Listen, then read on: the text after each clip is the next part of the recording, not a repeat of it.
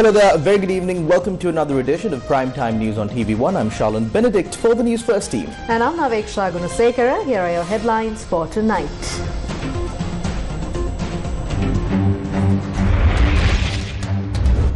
Sri Lanka and China agreed to advance the Colombo port city and the Hambantota port development projects. Sri Lanka and China also signed One Belt, One Road cooperation plan. President's visit to China secures a $3.7 billion investment. 2 individuals shot dead in front of the Mannar court. Another shooting incident in Kohuwala. Notorious crime boss Podilassi arrested in Mumbai. 4 more Sri Lankans fall victim to cyber criminals in Myanmar. Despite ceasefire agreement, Israel continues to strike the Gaza Strip. Onto those stories in detail now. Sri Lanka and China expressed commitments to advancing all major development projects, including the integrated development of the Colombo port city and the Hambantota port. This agreement was highlighted in a joint statement released during President Anurakumara Dissanayaka's state visit to China. The joint statement issued today outlines the signing of a Belt and Road cooperation plan aimed at opening new avenues for successful development. President Anurakumara Dissanayaka and President Xi Jinping have reaffirmed their commitment to deepening bilateral relations, and a joint statement was issued following their engagements. Key points from the joint statement include commitment to building a China-Sri Lanka community, reaffirm recognition of Taiwan as an inalienable part of China's territory, and oppose any form of Taiwan independence. China assured its commitment to an independent foreign policy of peace, while Sri Lanka emphasized its dedication to an independent, non-aligned foreign policy. Both sides agreed to expedite the conclusion of a comprehensive free trade agreement, ensuring mutual benefits and win-win outcomes. Sri Lanka welcomed Chinese business investments. The 2 countries agreed to expand cooperation in agriculture. An agreement was reached to enhance maritime cooperation. Both sides committed to further exchange of teachers, students, and researchers. The joint statement emphasized the swift implementation of agreed debt restructuring plan with Chinese financial institutions. The joint statement also noted the signing of cooperation documents in agriculture, tourism, livelihood assistance, media, and several other sectors during President Dissanayaka's visit to China. President Anurakumara Dissanayaka, currently on an official visit to China, met with Chinese Premier Li Qiang today. During the meeting, Premier Li emphasized China's support for Sri Lanka's development initiatives aimed at creating a prosperous country and beautiful life. Premier Li assured that China would provide maximum support for Sri Lanka's economic development. The President's media division reported that Premier Li praised the current Sri Lankan government's efforts to create a corruption-free nation. President Dissanayaka requested China's continued support for initiatives aimed at eradicating poverty and advancing Sri Lanka's digital transformation. He also expressed gratitude to the Chinese government and people for their ongoing support. In a separate meeting, Zhao Leji, chairman of the Standing Committee of the National People's Congress of China, reiterated China's commitment to supporting Sri Lanka's sovereignty, territorial integrity and independence. Chairman Zhao emphasized the Chinese National People's Congress's expectation of continuous and cooperative engagement with Sri Lanka. In a significant development, Sinopec, a leading Chinese petroleum corporation, and Sri Lanka's Ministry of Energy signed an agreement to construct a new oil refinery in the Hambantota region. The $3.7 billion investment will establish a refinery with a capacity of 200,000 barrels per day, with a substantial portion of the output planned for export. ජනාධිපතිතුමාගේ චීන සංචාරය තුළ සිදු කරන ලද විශාලතම ආයෝජන ව්‍යාපෘතියකට අද දිනේදී අත්සන් කරනු ලැබුවා.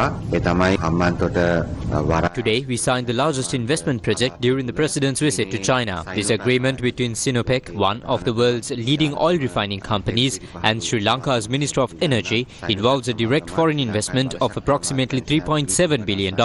This project will establish an oil refinery in the Hambantota industrial zone with a capacity of 200,000 100,000 barrels per day, primarily for export. We anticipate that such investments will significantly contribute to Sri Lanka's economic development, particularly benefiting the people of the Hambantota district. We also expect the project to deliver tangible results to the general public very quickly. This agreement between Sinopec and the Ministry of Energy stands out as the most significant investment project signed during the President's visit to China. ආයෝජන ව්‍යාපෘතියක් විදිහට මේ සයිනෝපැක් සමාගම සහ ශ්‍රී ලංකාවේ බලශක්ති අමාත්‍යාංශය අතර අත්සන් කරන ලද අග්‍රීමක් සඳහන් කරන්න පුළුවන්.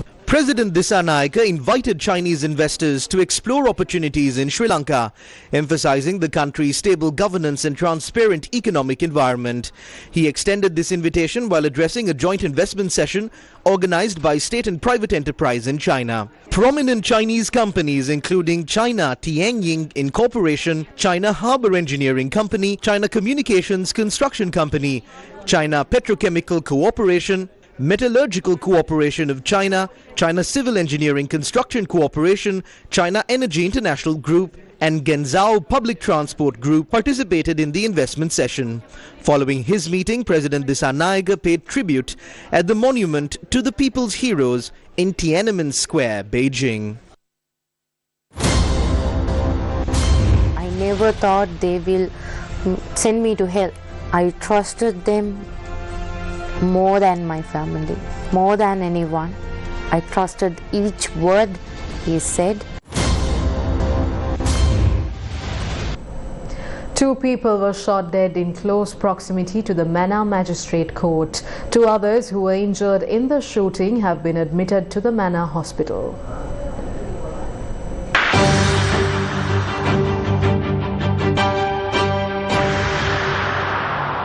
The victims of the shooting were litigants who had arrived at the courthouse. 2 suspects travelling on a motorbike had carried out the shooting using a pistol. The shooting occurred at about 9:20 this morning. One of the injured victims was admitted to the Mannar Hospital, while the other victim was admitted to the Jaffna Teaching Hospital. The deceased were residents of Uilankulam, aged 42 and 60 years. The 2 deceased and one of the injured victims were suspected to have been involved in attacking another group with sharp weapons and murdering 2 people on the 10th of July 2022. The clash between the 2 groups that occurred on the 10th of July 2022 was a result of a dispute that began among the 2 groups during a bullock cart race on the 4th of July 2022. 20 suspects have been arrested in connection to that attack, and the case is already ongoing at the Mannar Magistrates Court. The 42-year-old victim who was killed today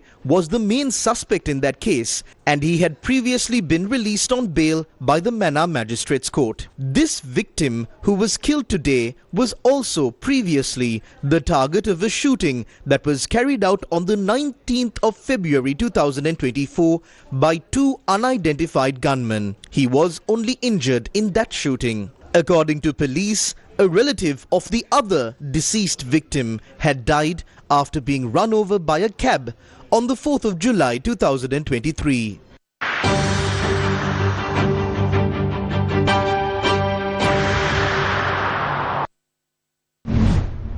A shooting incident targeting a vehicle spare parts shop near the Buddha Ghosha Mahavidyalaya took place this afternoon.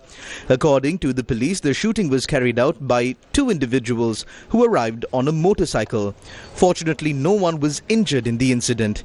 The police also said that a 9mm caliber firearm was used in the shooting. Police investigations are underway to identify the suspects. Janit Madhushankar, also known as Podi Lassi, a notorious drug trafficker and member of an organized crime gang, was arrested in India. SSP Buddhika Manatunga, the police media spokesperson, said that legal proceedings will be initiated upon his extradition to Sri Lanka. Podi Lassi was previously remanded in connection with the 2015 murder of Manoj Mendis, the former chairman of the Ratkama Pradeshya Sabha. He was released on bail by the Magistrates Court on the 9th of December 2024. Following his release, it was reported that he arrived in Colombo in a luxury vehicle convoy and subsequently went missing. මහන්දි Janith මදුසංකද සිල්වානුවත් පොඩ්ලසී නැමැති චෝදිත 2024 12 9 දින බලපිටිය මහේශ අධිකරණය විසින් නැප්මත මුදා හැරීමක් සිදු කළා. Arumahandi Janith Madhushanka Silva, also known as Podilasi, was released on bail by the Balapiti Magistrates Court on the 9th of December 2024. The court imposed a travel ban on him until the next court date. However, it was later revealed that he had violated his bail conditions and illegally fled the country. Following discussions and information exchanges between the acting Inspector General of Police and Indian authorities, the suspect was arrested in Mumbai by Indian police today. He will be extradited to Sri Lanka to face legal proceedings. ගෙන්වා ඔහු ගරු අධිකරණයට ඉදිරිපත් කර ඔහුට එරෙහිව ඉදිරි නෛතික කටයුතු සිදු කිරීමට නියමිතයි. What is the government's plan for crime prevention? During the Kurunagala District Coordination Committee meeting, the Minister of Public Security clarified this. We are developing a national program to address drug-related issues. We are also informing the general public about this. There is still a lack of trust in providing certain information to the police, but we are working on a program to address this. Plans are in place to establish a crime division in the northwestern province under the Senior Deputy Inspector General of Police. This division will handle tasks that police stations cannot manage, similar to the Colombo Crimes Division. The crime division in the northwestern province will be established within a week following the cabinet meeting on the 20th. I believe this will help resolve many issues in a short period. 4 more Sri Lankans have fallen prey to criminals operating cybercrime camps in Myanmar. The Sri Lankan embassy in Myanmar has reported that these individuals are being held in separate locations.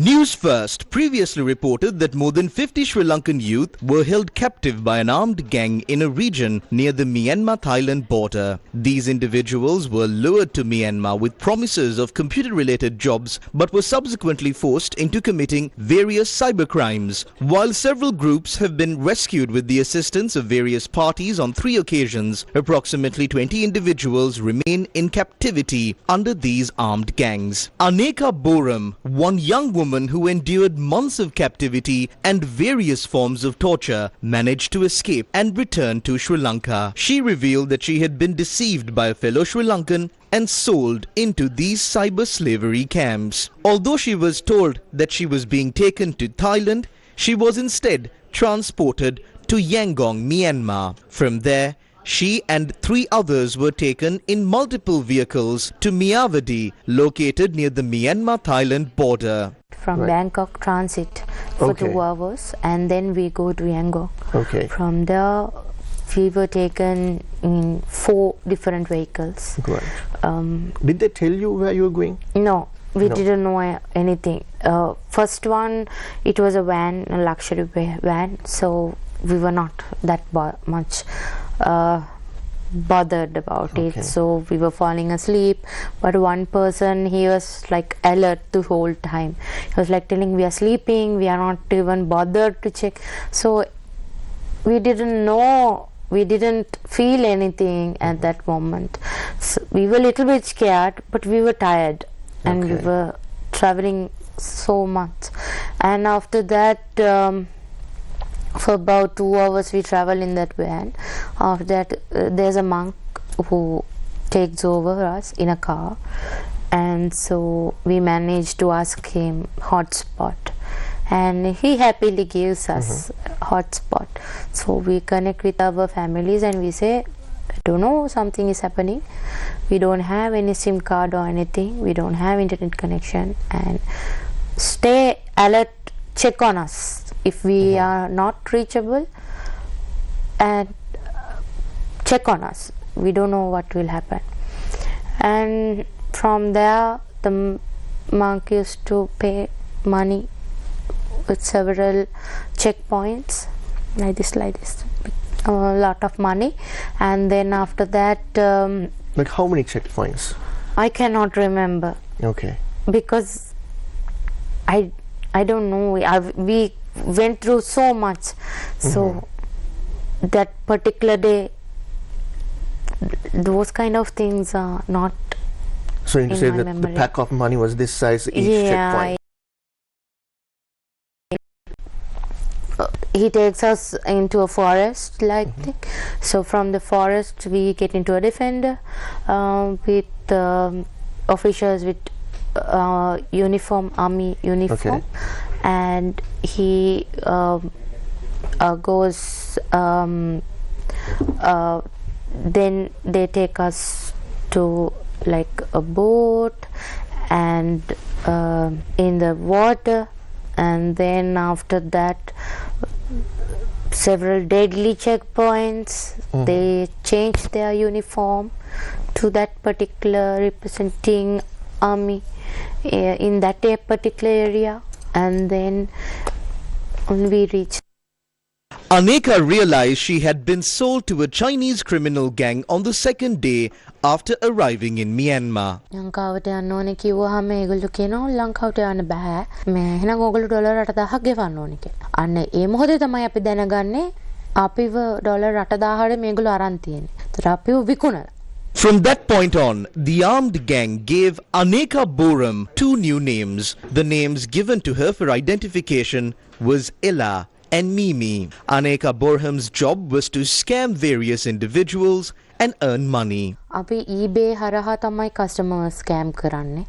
නමට user එකක් හදාගෙන එයාව link කරනවා අපේ user name එක යටතේ. දවස් 4ක chat එකක් තියෙනවා. අපි එයාත් එක්ක bond එකක් හදා ගන්නවා. love sexually මුකුත් නෙමෙයි, love chat එකක්. පිට ගොඩක්ම හම්බුනේ මුල් කාලේ තුර්කේ නම්බර TikTok එක හරහා අපිට නම්බර්ස් එවන්නේ දවසකට නම්බර්ස් 30ක් විතර එවනවා. ඒත් අපි ඇඩ් කරගන්න ඕනේ WhatsApp වලටයි Telegram වලටයි. අවුරුදු 26ට වගේ අඩු අය අයින් කරලා දානවා. රස්සාවක් කරන්න නැත්නම් අයින් කරලා දානවා. බැංකු ගිණුමක් නැත්නම් අයින් කරලා දානවා. Aneka appeared on social media using the images of this model.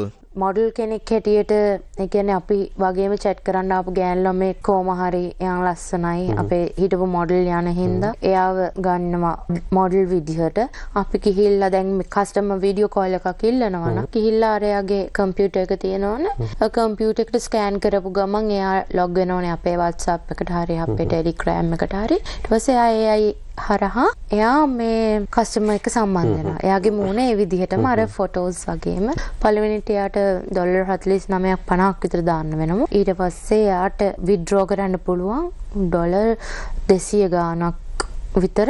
තුන්වෙනි දවසම කිල් කරන්නේ. කිල් කරද්දී කස්ටමර්ට ඕඩර් 40ට ඕඩර්ස් තියෙනවා. දාලා ඩොලර් 1000 ගණන් 500 ගණන් ටෝටල් එක 15,000ක් 10,000ක් 15,000ක් අතර එන විදිහට තමයි ඕඩර් 40 දාන්නේ. ඒ ඕඩර් 40ම දාපු අය දැම්මනම් ඒගොල්ලොන් සල්ලි ගන්න බෑනේ. එහෙම දාගෙන යනවා. Aneka and her group were given targets by the gang that held them captive.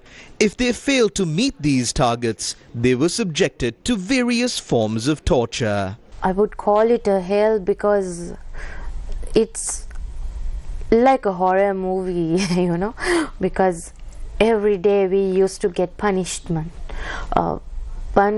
and we used to see people getting beat to death. So many Indians, they fought back, not like us. We are safe here without any problems. Not even one was disabled there. Because we used to make sure we don't fight back or talk back so that we will come back home safe.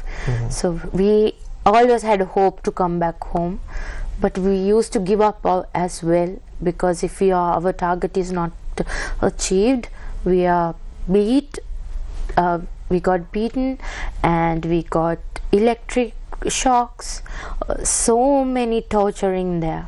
And they had dark rooms and they had jails. They used to always beat people. That is, then when they beat people or torture them, then they are satisfied. Although groups of Sri Lankans imprisoned in Myanmar have been rescued on 3 occasions, nearly 20 others are still subjected to inhumane punishments there. The continued vulnerability of people falling prey to this trafficking ring under such conditions is a grave situation. Check with that particular country whether you have jobs like this. Check with these authorities in Sri Lanka which you need to register. Please don't go on visit visa. Then you're in very big trouble. Go with proper visa and proper documentation. Yes, I got forged documentations about offer letters and all, but please make sure you don't trust like me blindly. Even your own person, if they are hungry for money, they can sell you. Because it's, even if you see these Indian movies, they always sell people, right? Human trafficking. So many, we only saw that in Hindi movies, Indian movies, but it's day-to-day life even in Sri Lanka. Human trafficking is not something you should not take it easy. It's very, horrifying thing. If you can't get rid and come, if you're not lucky enough, you'll be dead there somewhere.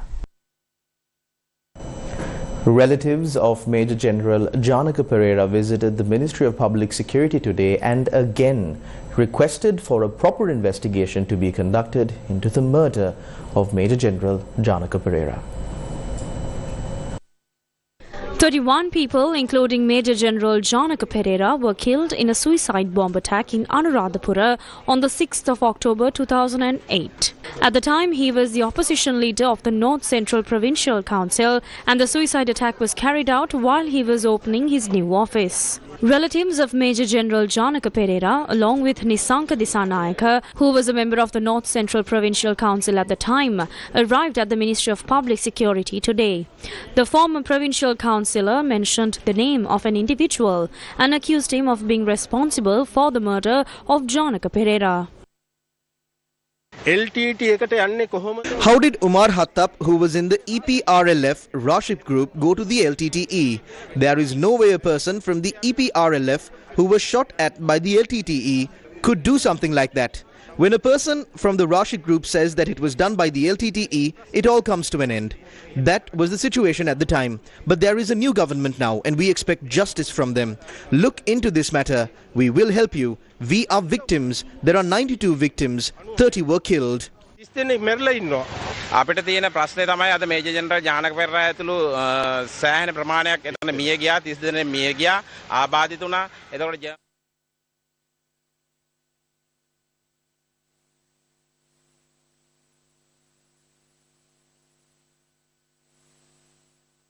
30 people, including Major General Janaka Pereira, were killed. Many others were injured. Before this, John Pule's house was set ablaze. There is no details of what happened to date. We hope that based on the statement of former provincial councillor Nisanka Disanayaka, action will be taken against Kehili Rambukala or everyone else who were involved in this incident. මැතිතුමාට හෝ ඒකට සම්බන්ධ සියලුම දෙනාට නීතියෙන් වැඩ කටයුතු කරයි කියන එක අපි බලාපොරොත්තු වෙන තමයි ස්ථානට ආවේ. In more local news, a new office to provide legal assistance has been opened at the head office of the Sri Lanka Podujana Peramuna. The office to provide legal assistance was declared open by national organizer of the Sri Lanka Podujana Peramuna, Namal Rajapaksa. The office will provide legal assistance of party supporters. Even Namal Rajapaksa has a legal issue. I asked him if he sat for the exam. He said that he did. Sitting for the exam is enough. The real issue would be not sitting for it. Even if he copied, the fact that he took the exam is something we can be proud of.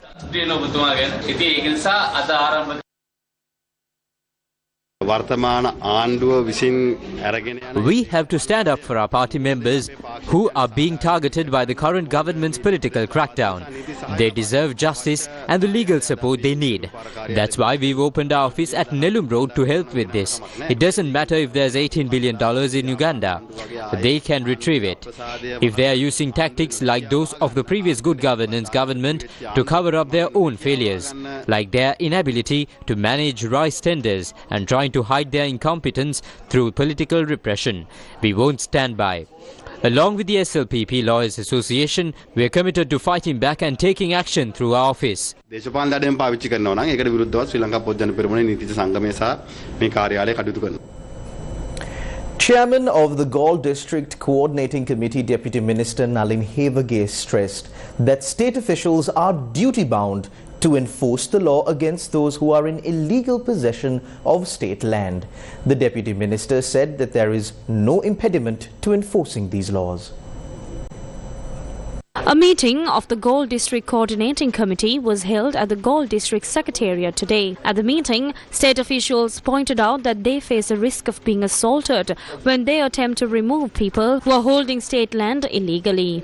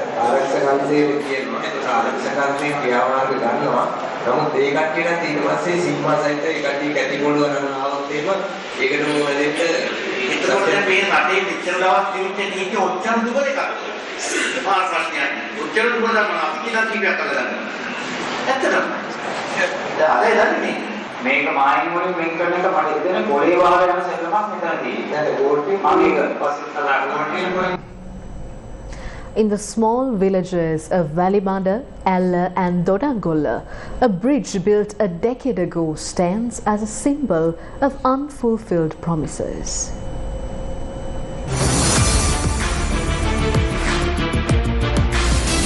What happened to the village?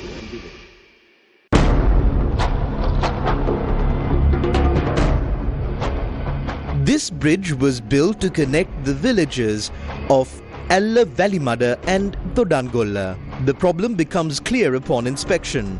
The bridge was constructed properly. It's been about 10 years now, but there is still no proper road.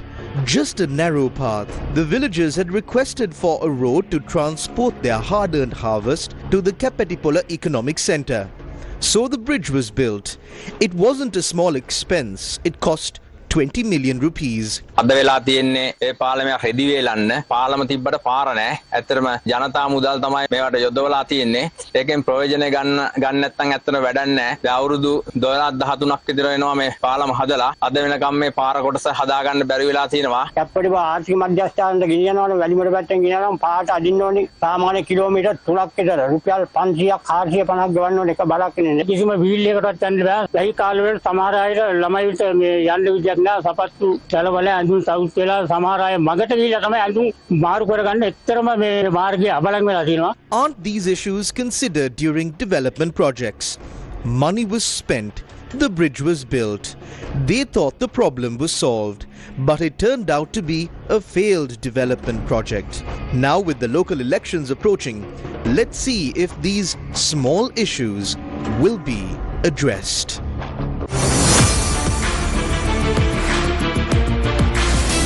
What happened to the village?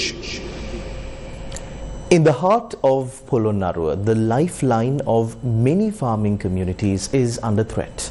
The village of Medirigiriya, Pamburana, Ahampella and Akpurura are facing devastation.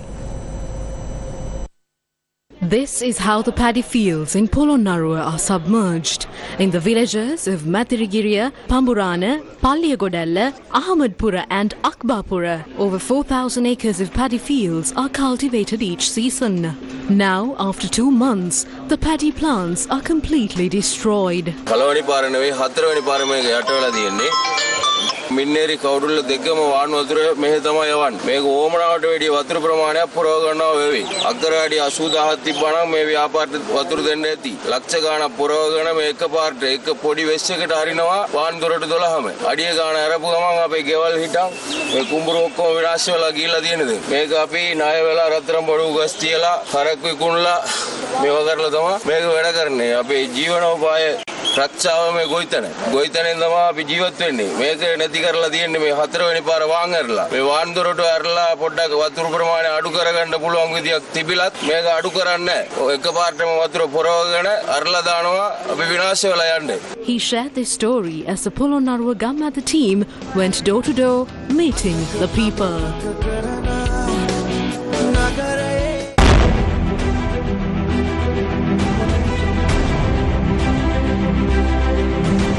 Gammatha door to door.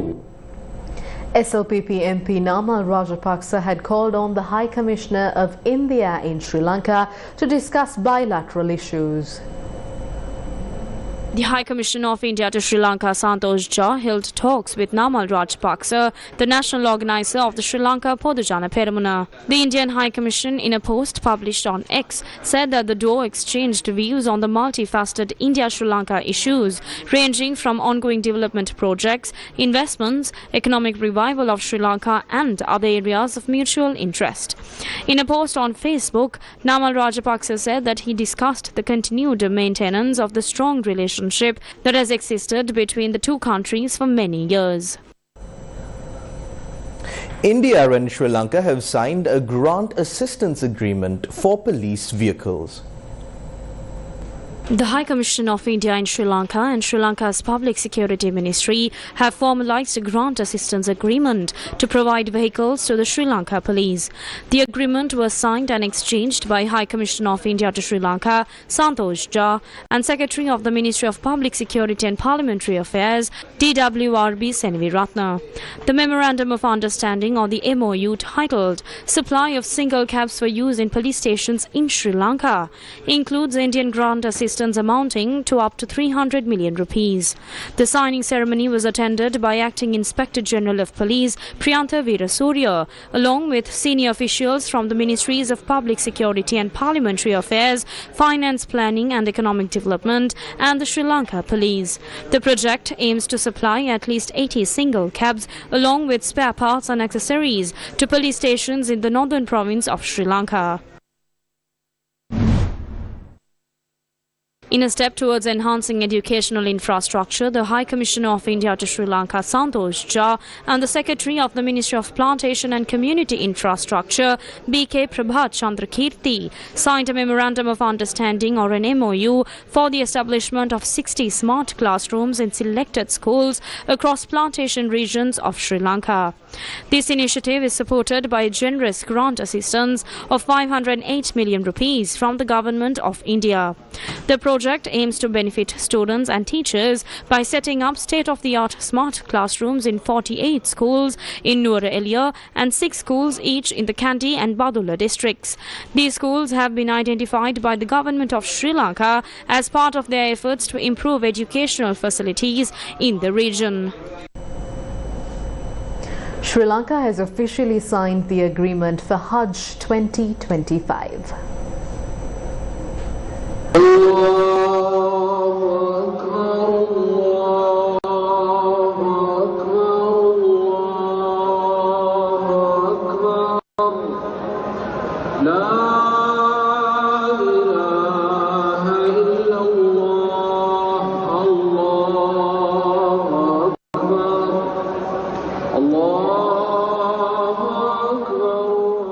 Sri Lanka signed the agreement for the Hajj pilgrimage 2025 on the 11th of January in Jeddah, Saudi Arabia.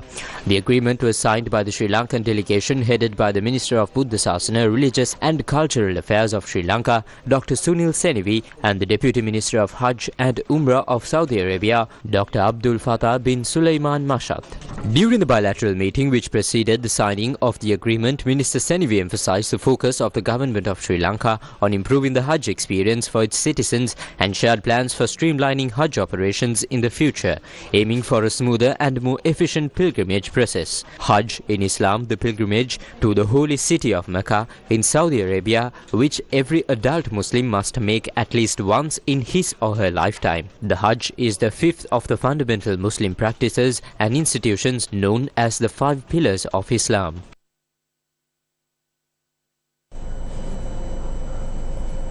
The Global Cybersecurity Outlook 2025 by the World Economic Forum has highlighted the increasing complexity and evolving threats in the cybersecurity landscape.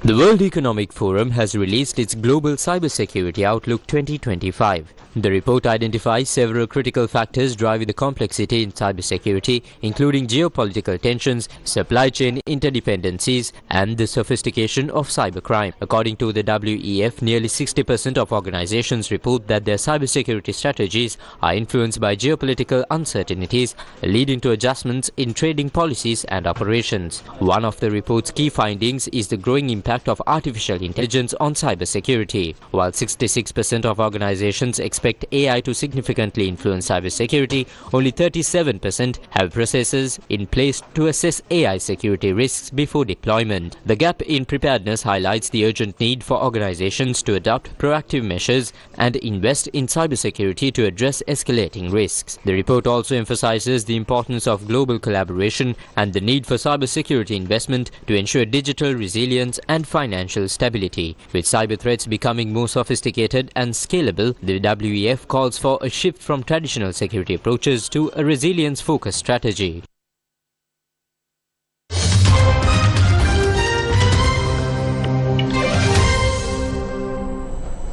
Israel and Hamas have agreed a Gaza ceasefire and hostage release deal following 15 months of war. Qatari Prime Minister Sheikh Mohammed bin Abdul Rahman Al Thani said the agreement would come into effect on Sunday so long as it was approved by the Israeli cabinet. Many Palestinians and Israeli hostages' families celebrated the news, but there was no let-up in the war on the ground in Gaza.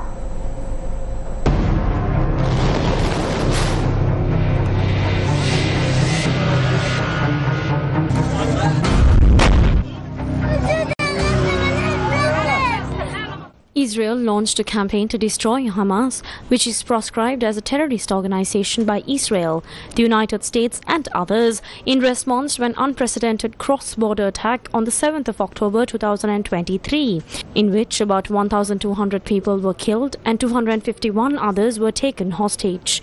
More than 46,700 people have been killed in Gaza since then, according to the territory's Hamas-run health ministry.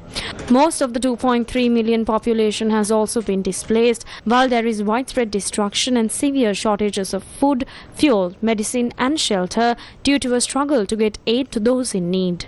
Israel says 94 of the hostages are still being held by Hamas, of whom 34 are presumed dead. In addition, there are 4 Israelis who were abducted before the war, 2 of whom are dead. Qatar's Prime Minister called for calm on both sides before the start of the first 6-week phase of the ceasefire deal, which he said would see 33 hostages, including women, children and elderly people, exchanged for Palestinian prisoners in Israeli jails. Israeli forces will also withdraw to the east, away from densely populated areas of Gaza. Displaced Palestinians will be allowed to begin returning to their homes, and hundreds of aid lorries will be allowed into the territory each day. Negotiations for the second phase, which should see the remaining hostages released, a full Israeli troop withdrawal and a return to sustainable calm, will start on the 16th day. The third and the final stage will involve the reconstruction of Gaza, something which could take years, and the return of any remaining hostages' bodies.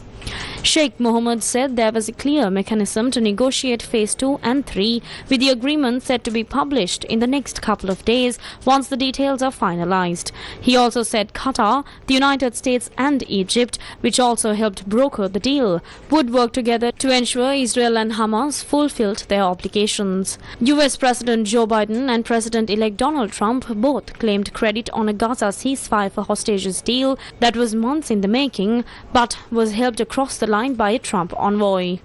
In announcing the ceasefire, Biden noted the final deal largely mirrored the framework of a proposal he made back in May. There are a number of details to negotiate to move from phase 1 to phase 2, but the plan says if negotiations take longer than 6 weeks, the ceasefire will continue as long as the negotiations continue. I've spoken to the Emir of Kuwait and the President of Egypt, and we have pledged to make sure the negotiations will keep moving forward for as long as it takes. Brooks credit for this, Mr. President, you or Trump? Is that a joke? Oh, thank you. Crowds of Palestinians chanted and embraced as news spread that a ceasefire and captive release deal had been reached between Israel and Hamas, aimed at ending more than 15 months of war in the Palestinian territory. The deal announced on Wednesday is expected to halt the fighting in the devastated Palestinian territory and see captives held in Gaza released in exchange for Palestinian prisoners held in Israeli jails. Israel's war in Gaza has killed at least 46,707 Palestinians and wounded 110,265 since the 7th of October 2023. At least 1,139 people were killed in Israel during the Hamas-led attacks that day, and more than 200 were taken captive. And that's a wrap of Primetime News on TV1 for tonight. Thank you for watching. Good night.